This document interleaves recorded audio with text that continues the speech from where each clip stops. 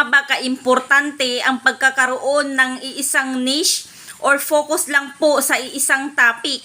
So bilang mga content creator guys ay napakahalaga po talaga sa atin na focus lang po tayo sa iisang content dahil dyan po tayo makikilala ng ating mga viewers at mga followers dahil bilis lang po tayong magkaroon ng brand sa mga content video na ina-upload natin araw-araw. Dahil dito po kasi sa Facebook guys ay mayroon pong tatlong klase ng mga audience. Una na po dyan guys ay ang hot audience. Pangalawa po ay ang warm audience at ang pangatlo po ay ang cold audience. So sa hot audience guys, ayan po yung mga audience na palagi pong nakikipag-engage sa mga video na ina-upload nyo araw-araw. So sila po yung mga palaging nanonood ng inyong mga video. Tapos sila din po yung mga nag-visit po sa inyong mga website, mga profile at mga page account. Ang mga warm audience naman po ay yung mga paminsan-minsan lang pong nanonood ng inyong mga ina-upload na video.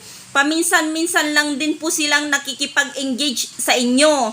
Yung mga cold audience naman po ay yung mga hindi po interesado sa mga video na ina-upload nyo. Hindi po sila nakikipag-engage sa inyo. So, bigyan ko po kayo ng halimbawa guys. So, sa loob ng isang buwan ay tutorial video po ang in-upload nyo. So, halimbawa po no.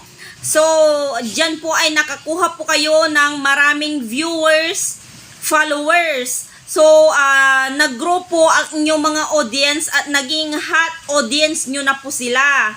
So, dahil interesado sila sa tutorial video na in-upload nyo. At pagkatapos po ng isang buwan ay nag-iba po kayo ng content. Halimbawa po, ang in-upload yung content sa susunod na buwan ay pagluluto. So, yung mga followers at viewers nyo doon sa tutorial video nyo ay mawawalan po ng interest dyan sa pagluluto dahil ibang content na po yan guys.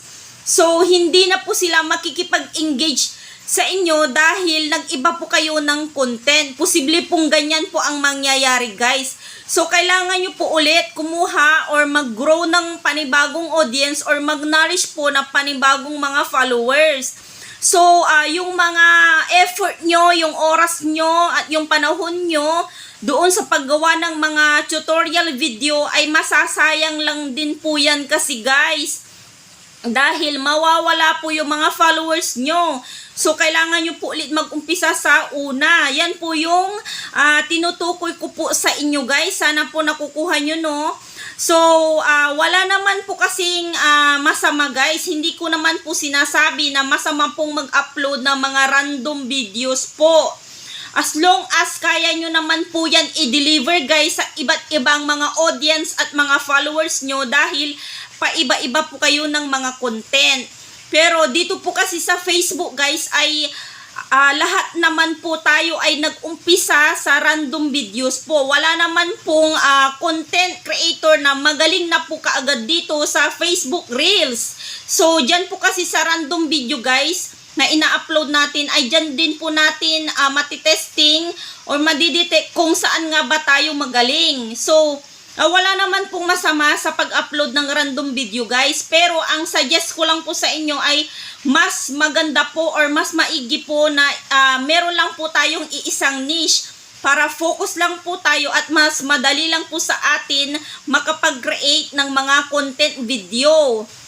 So, yan po ang kagandahan po niyan talaga guys. So, sana po meron po kayong natutunan sa video na ito. At kung nagustuhan nyo po ang video na ito guys, ay pakishare nyo na rin po ito at pakifollow nyo na rin po ko. Maraming salamat po. God bless po sa inyo.